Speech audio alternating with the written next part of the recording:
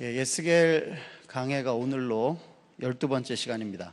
강해가 처음 시작될 때 말씀드렸다시피 에스겔 강해 이 시리즈는 설교자들이 참 피하고 싶은 본문이기도 합니다.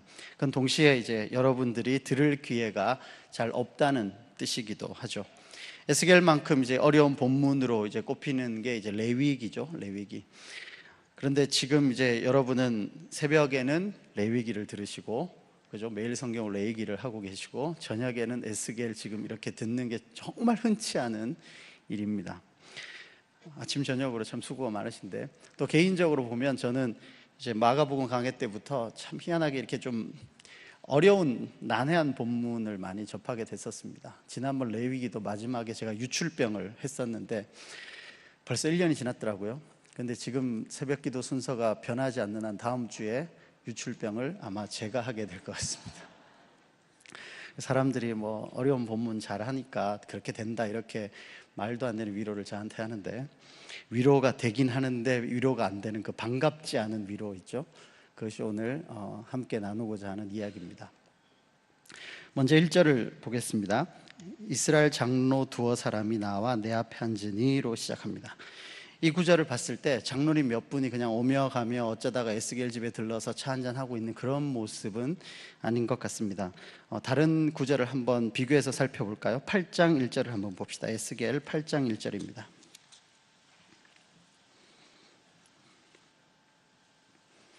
제가 읽겠습니다. 여섯째 해 여섯째 달 초닷새에 나는 집에 앉았고, 에스겔이죠. 나는 집에 앉았고 유다의 장로들은 내 앞에 앉아 있는데 주 여호와의 권능이 거기에서 내게 내리기로. 오늘 읽은 본문과 비슷한 상황이죠. 20장도 한번 가보겠습니다. 에스겔 20장 1절입니다. 에스겔 20장 1절 찾으셨으면 같이 한 목소리로 읽겠습니다. 시작. 일곱째 해 다섯째 달 열째 날에 이스라엘 장로 여러 사람이 여호와께 물으려고 와서 내 앞에 앉으니. 아멘. 오늘 본문으로 보면 이렇게 세 군데가 에스겔에서 이렇게 비슷한 장면으로 시작하고 있습니다.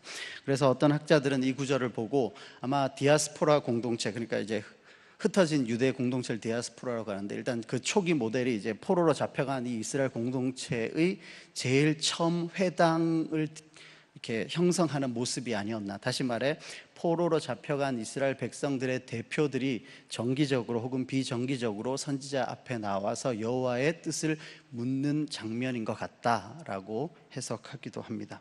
어찌됐건 간에 지금 그냥 우연히 몇몇 사람이 모인 게 아니라 조금은 공식적으로 포로 이스라엘을 대표하는 그 장로들이 에스겔 앞에 하나님의 뜻을, 여호와의 뜻을 물으려고 모인 것 같습니다. 그리고 그 앞에 여호와의 말씀이 에스겔에게 임했습니다.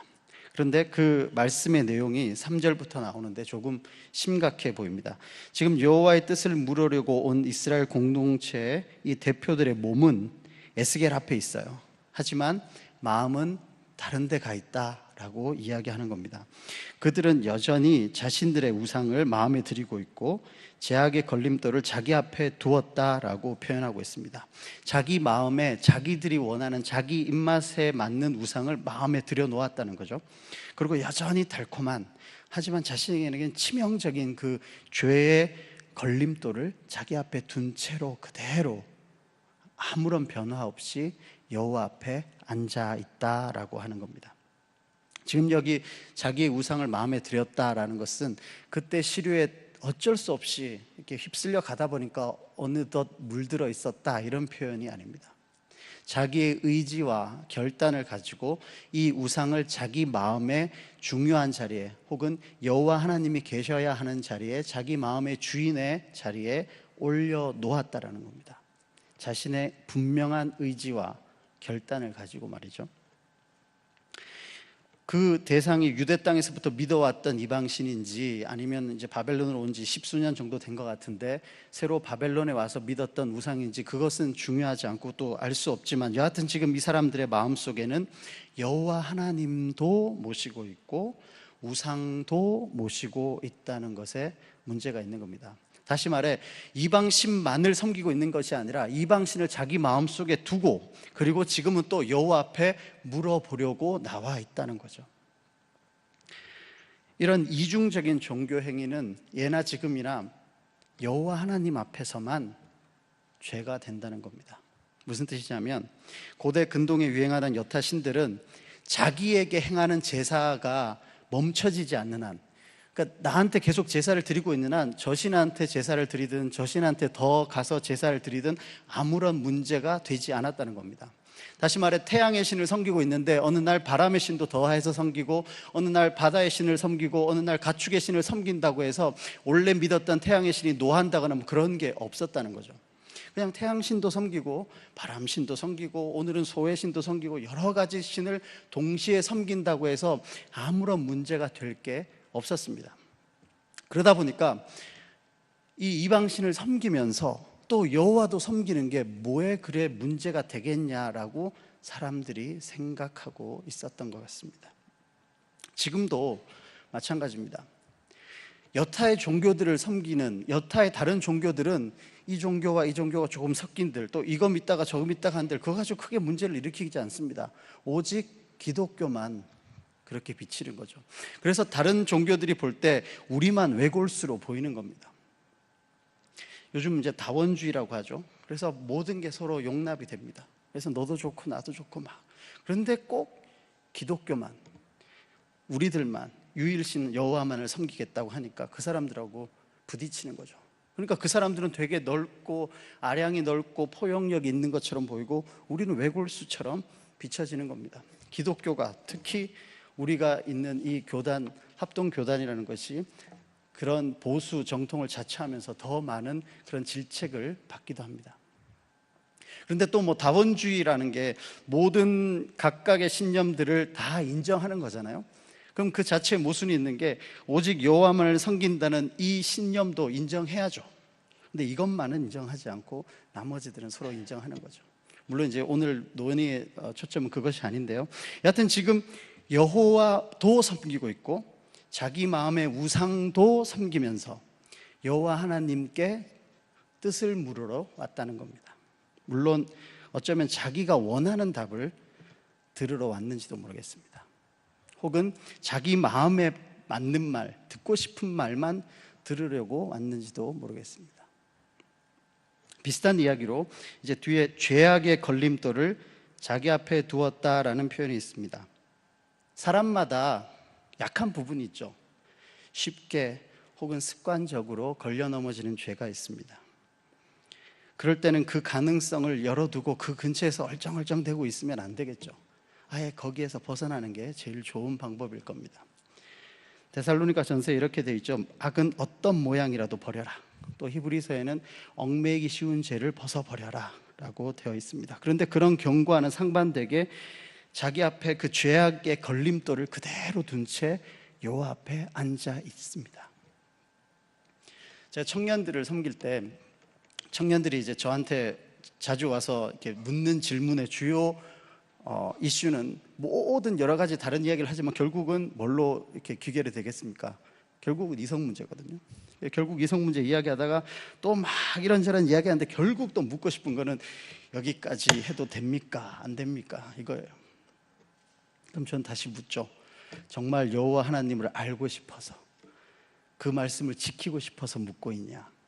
아니면 이것을 어기고 싶어서, 다시 말해 나의 허용 한도를 넓히고 싶어서 혹은 넘어가고 싶어서 묻고 있냐? 거기가 지키고 싶어서 물어보러 오지 않습니다. 자기의 한 행동을 정당화하고 싶어서 오는 거죠. 한마디로 말해 지금 자신의 우상을 마음에 들인 채 또 죄악의 걸림돌을 그대로 둔 채 여호와 하나님께 온다는 것은 그 여호와 하나님의 뜻을 참고 삼아서 자기가 하고 싶은 것을 하겠다는 거죠. 지금 그렇게 여호와 앞에 물으러 온 사람들을 하나님은 용납하지 않겠다는 겁니다. 한 사람이 두 주인을 섬길 수는 없습니다. 구약의 역사를 보는 내내 제 마음을 괴롭히는 문제가 바로 이 문제이기도 합니다. 이스라엘 백성들은 여호와 하나님에게서부터 완전히 떠난 적은 거의 없었습니다. 여호와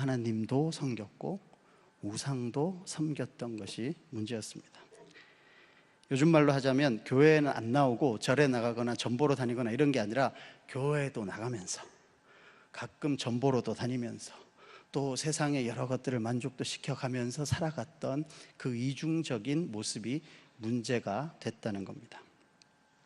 하나님 말씀을 따른다고 그렇게 많이 말하면서, 그리고 수많은 제물을 드리면서 끊임없이 제사를 드리고 여러 성회로 모이면서 여전히 고아와 과부와 객들은 그냥 돌보지 않은 채 자신들의 입속을 챙기기에 바빴던 그 사람들, 그래서 하나님은 그들이 마음속에 들여있는 그 우상이 문제라고 이야기하고 있는 겁니다.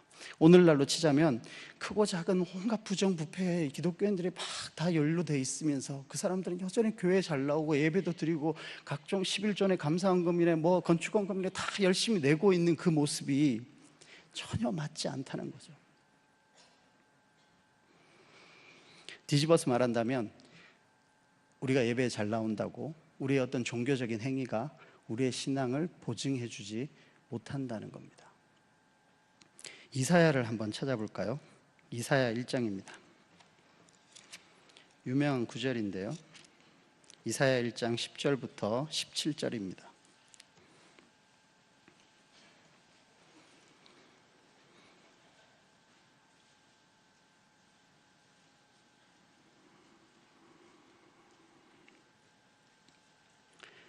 (1장 10절부터) 제가 보겠습니다. 너희 소돔의 관원들아 여호와의 말씀을 들을지어다. 너희 고모라의 백성아 우리 하나님의 법에 귀를 기울일지어다. 여호와께서 말씀하시되 너희의 무수한 재물이 내게 무엇이 유익하뇨?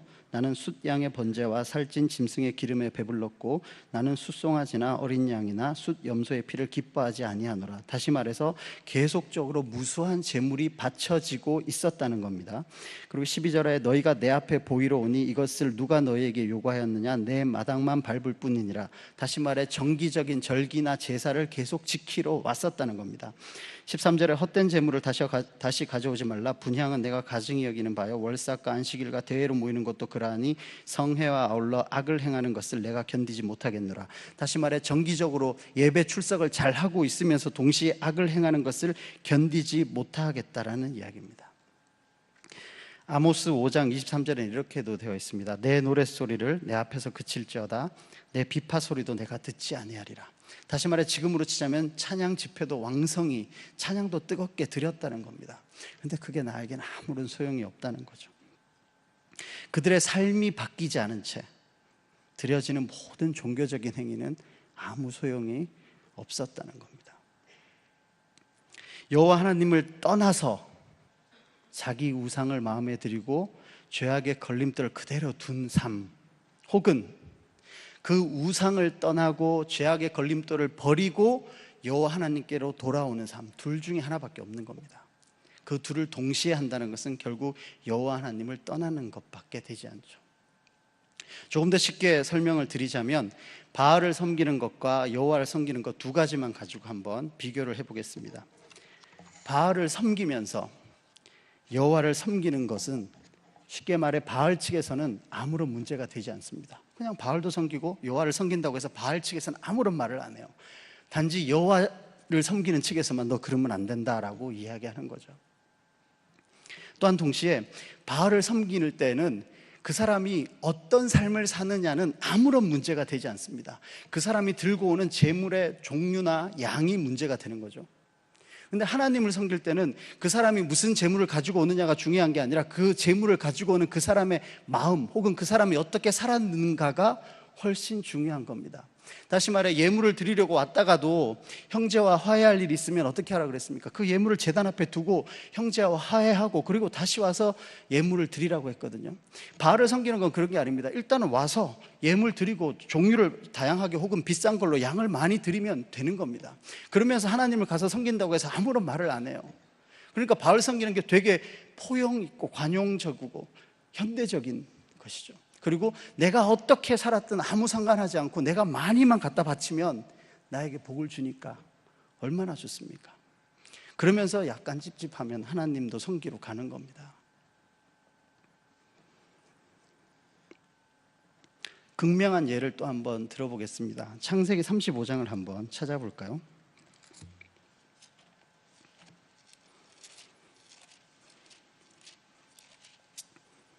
창세기 35장 1절부터 5절입니다.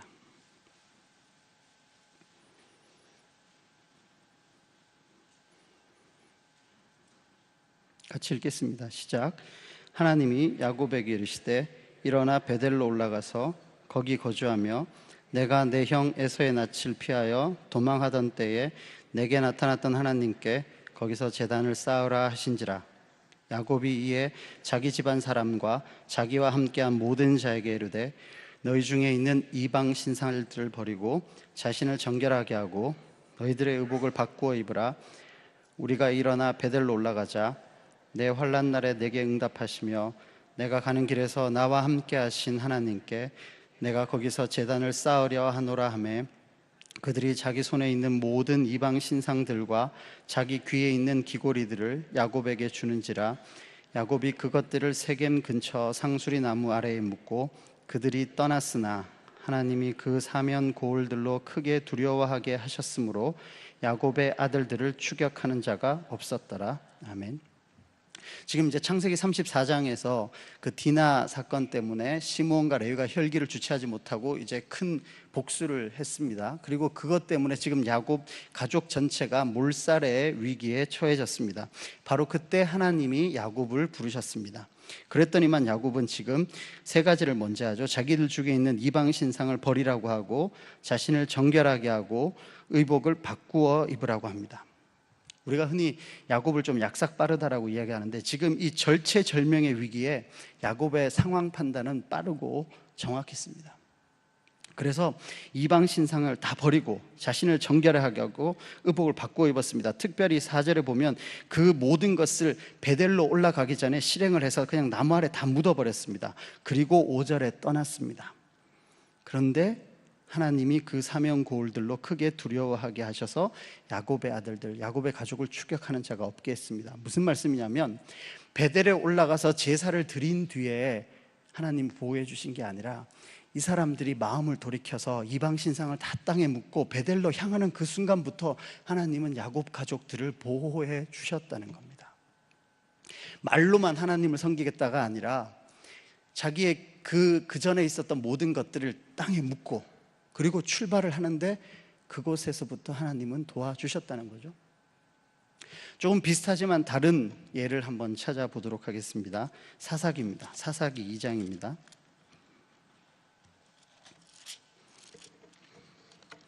사사기 2장 1절부터 5절입니다.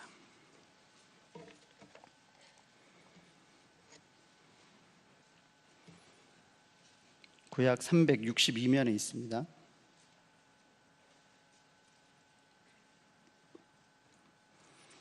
다 같이 읽겠습니다. 시작.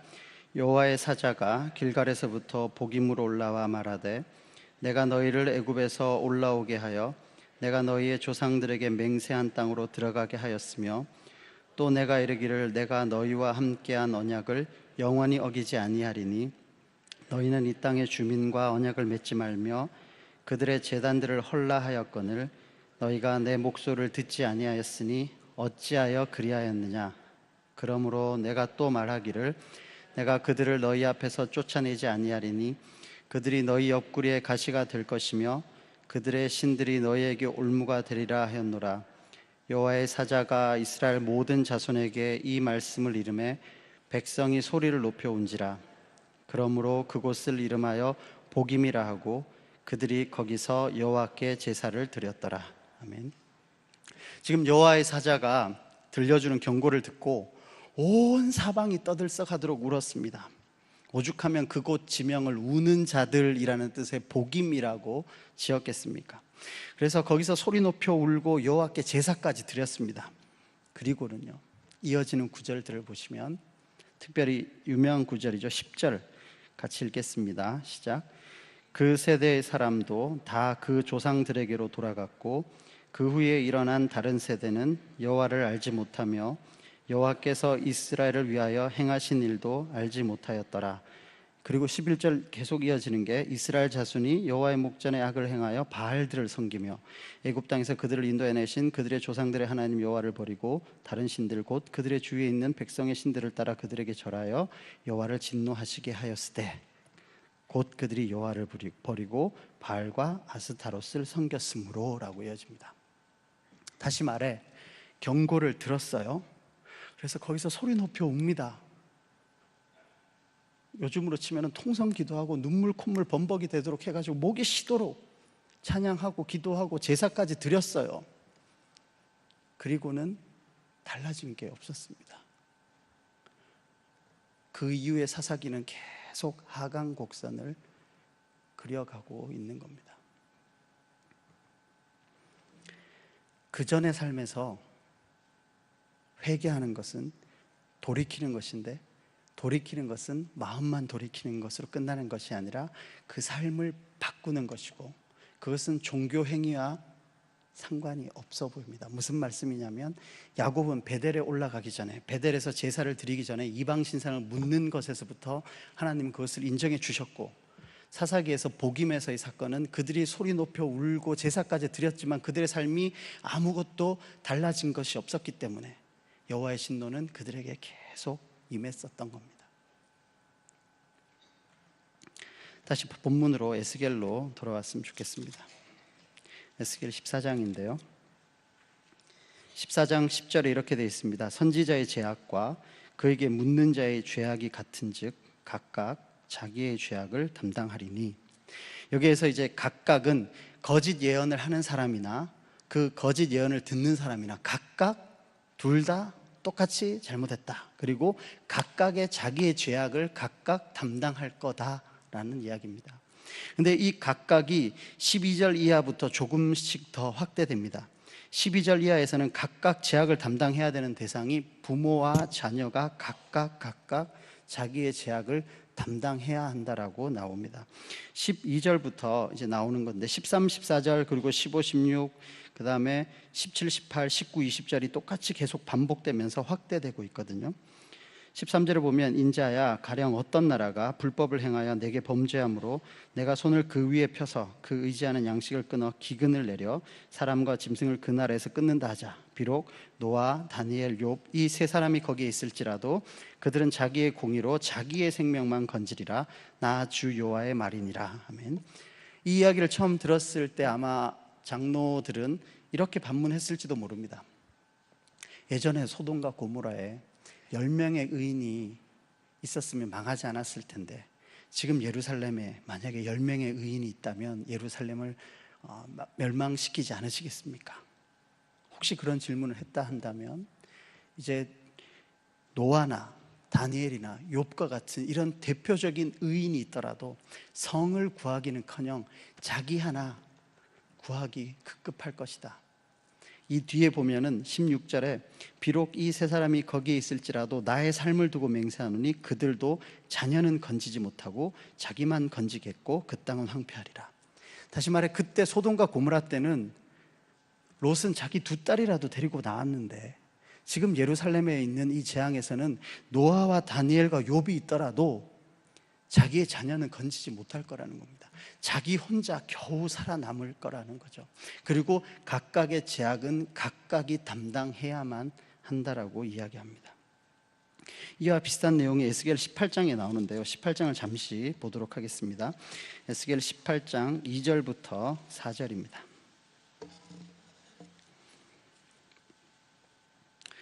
에스겔 18장 2절부터 4절 같이 읽도록 하겠습니다. 시작.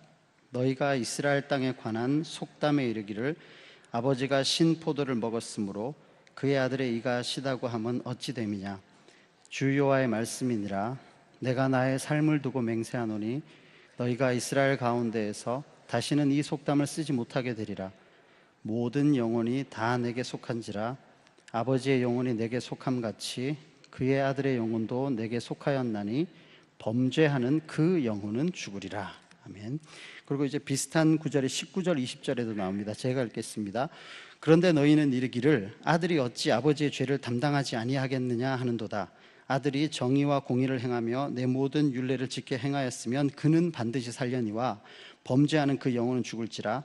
아들은 아버지의 죄악을 담당하지 아니할 것이요 아버지는 아들의 죄악을 담당하지 아니하리니 의인의 공의도 자기에게로 돌아가고 악인의 악도 자기에게로 돌아가리라.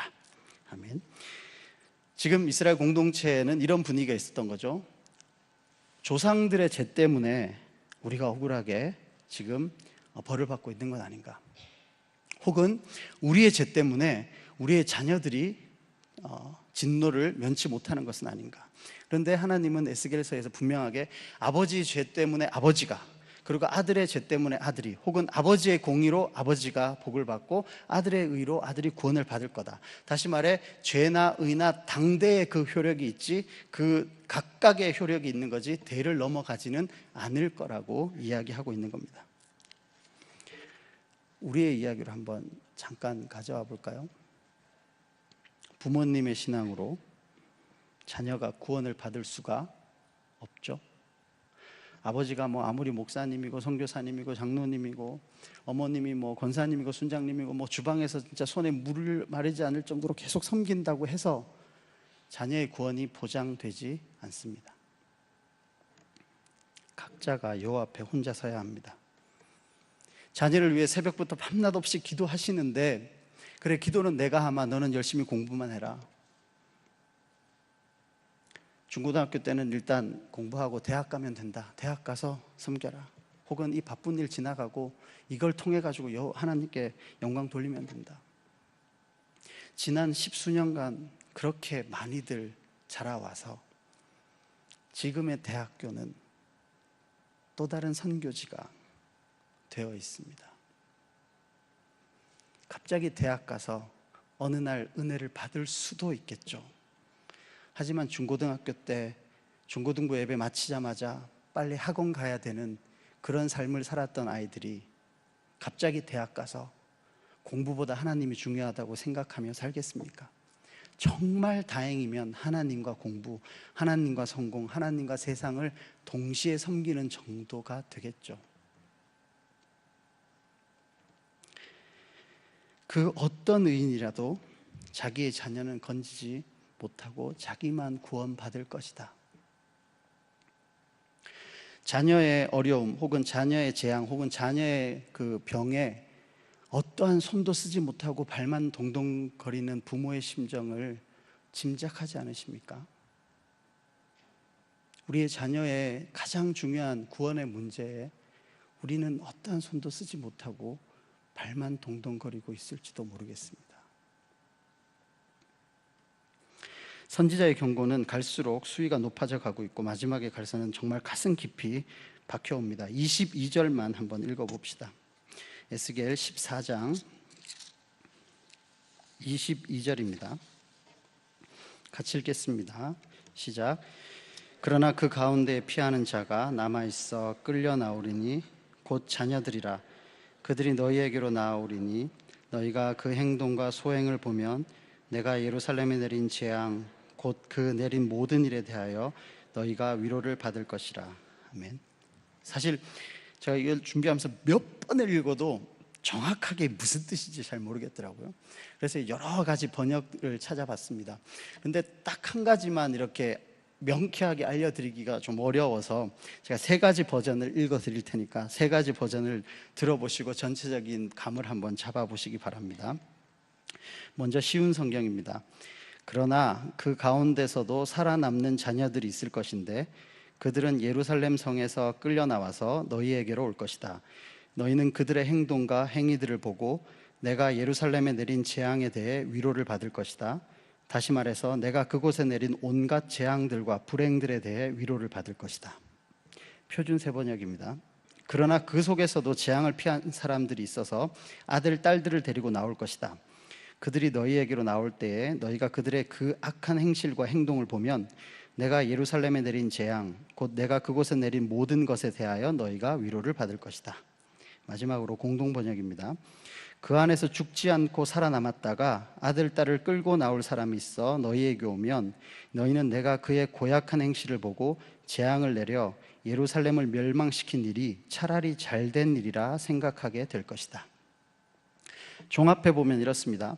예루살렘에 재앙이 있었는데 살아남은 자들이 있습니다. 그런데 그 사람들은 자신의 의로 살아남은 것이 아니라 끌려 나온 자들입니다. 그 사람들이 끌려 나온 이유는 예루살렘의 현장을 증언할 이유도 있고, 왜 예루살렘이 망하여야만 했는지에 대한 자신들의 삶으로 증언하게 될 것입니다. 근데 그 사람들이 그 예루살렘에서 바벨론까지 끌려 나왔는데, 죄 때문에 그렇게 진노를 당한 예루살렘에서 나왔는 그들이 이곳에 와서조차 그런 짓거리를 하는 걸 보니까 예루살렘이 그렇게 진노를 당해도 싸다. 오히려 그것이 하나님의 심판이 참되심을, 하나님이 공의로우심을 드러내고 있는 것이다. 억울할 수 있는데, 정말 차라리 억울했으면 좋겠는데 그게 아니라 그걸 보니까 아이고, 우리가 정말 잘못했구나, 이런 벌을 받아도 싸구나 라고 오히려 위로를 받는다라는 거죠. 사람들은 악인의 승승장구를 기뻐하지 않습니다. 공평하지 않다고, 정의롭지 않다고 한탄합니다. 반면 악한 사람들, 반칙을 일 삼는 사람들이 그에 합당한 벌을 받으면 오히려 좋아합니다. 쉬운 예를 들자면, 명절 때 이렇게 고속도로가 꽉 막혀 있는데 누가 이렇게 위반해서 막 고속도로 전용차로, 버스 전용차로 확 간다거나 갑자기 갓길로 막 쑥 가면 막 더 막히는 것 같죠. 그런데 그때 경찰차가 나타나거나 헬기가 나타나서 단속을 하면 갑자기 위로를 받습니다. 저만 그런가요? 아니면 뭐 미결 사건이 있었는데, 혹은 공소시효가 얼마 남지 않았는데 결국 마지막에 범인을 잡고 그에 합당한 집행이 이루어진다면, 그렇다고 해서 혹시 죽은 사람이 살아 돌아오는 것은 아니겠지만, 그 피해자 가족은 하나같이 이제야 발 뻗고 잔다 라고 이야기하거든요. 지금 본문에 끌려 나온 자들의 입을 통해서 예루살렘의 진상을 알게 되었습니다. 그래서 슬프고 당혹스럽습니다. 하지만 그들의 소행을 볼 때 예루살렘에 내려진 여호와의 진노에 대해서 입이 10개라도 할 말은 없는 겁니다. 그런데 그것이 다른 사람이 아니라 자신들의 이야기여서 참 반갑지 않은 위로가 되는 거죠. 하나님의 공의로우심, 하나님의 심판이 바르고 참되다는 것을 알기는 알겠는데, 그것이 우리들의 이야기였기 때문에 위로가 되긴 하면서도 반갑지 않은 위로가 되는 겁니다. 지금 우리에게로 가져와서 생각해 볼 때 약간 섬뜩한 생각이 듭니다. 어떤 이의 패망이 다른 이에게 위로가 될 수 있거든요. 근데 설마 나의 패망이 다른 사람에게 위로가 되도록 내가 살아가고 있지는 않은가? 설마 하나님의 살아계심과 하나님의 공의로우심이 그 일을 통해서 드러나게 살아가고 있지는 않은가? 정말 그런 반갑지 않은 위로가 되고 있지는 않은가? 물론 의를 위해 힘겹게 살아가는 사람들이 있습니다. 그리고 그들에게 복이 내려질 때 다른 이들에게 위로가 됩니다. 그리고 하나님의 공의로우심이 드러날 수 있습니다. 말씀을 정리하도록 하겠습니다. 이스라엘 장로 두어 사람이 지금 에스겔을 찾아오는 것으로 본문이 시작되고 있습니다. 그들은 자신의 마음에 우상을 둔 채, 또 걸려 넘어지기 쉬운 죄악들을 그대로 둔 채 여호와 하나님 앞에 나와서 하나님의 뜻을 물으려고 합니다. 하지만 하나님은 그런 자들을 그대로 용납하지 않으셨습니다. 오히려 그들의 마음 깊은 곳에 있는 이중적인 종교심을 지적하십니다. 이방신도 섬기고 하나님도 섬기는 그 양다리를 벗어나야 한다고 이야기합니다. 또한 말로만, 눈물로만, 제사로만, 종교적 행위로만 때우면서 살아가는 그 종교 행위들에서 벗어나라고 이야기합니다. 오히려 삶 전체가 여호와께 돌아오라고 말씀하고 계십니다. 그렇게 삶 전체가 신앙과 일치되는 삶, 신앙과 삶이 일치되는 그것이 나에게서만 그치는 것이지, 내 삶이 누구를 대신하거나 누구를 대표할 수 없다라고 이야기합니다. 부모가 자녀를 대신할 수 없고, 목사가 교회를 대신할 수 없습니다. 이런 이중적인 삶에 대한 대가가 각각에게 지불될 건데, 그 지불되는 과정을 통해서 누군가에게는 위로가 될 것이고 하나님의 공의로우심이 드러나게 될 것이라는 겁니다. 각자 우리의 삶을 들고 하나님 앞에 서야 됩니다. 교회 안에 사는 몇몇 종교 행위가 아니라 우리 가정에서, 직장에서, 이웃 사회에서 길을 걷다가 차를 운전하다가 여러 가지 행위를 하는 그 모든 과정에서 우리가 세상의 기준이 아닌 하나님을 만족시키는 삶을 살아야 한다는 것이죠. 뭔가 다른 시각으로 세상을 봤으면 좋겠고, 뭔가 구별되는 모습으로 자녀들을 키웠으면 좋겠고, 뭔가 거룩한 모습이 우리 가운데 조금씩 생겨났으면 좋겠습니다. 막 피 흘리는 고난이 아닐 가능성이 훨씬 높은 세상에 살고 있습니다. 그렇다면 이렇게 요즘 많이 표현하죠. 조금한 불편함을 감수하는 것에서부터 시작될 수도 있습니다. 그런 것이 하루하루 또 한 달 한 달, 한 해 한 해 더 깊어져 가는 우리들의 모습이었으면 좋겠습니다. 그런 사람을 세상이 감당할 수 없을 겁니다.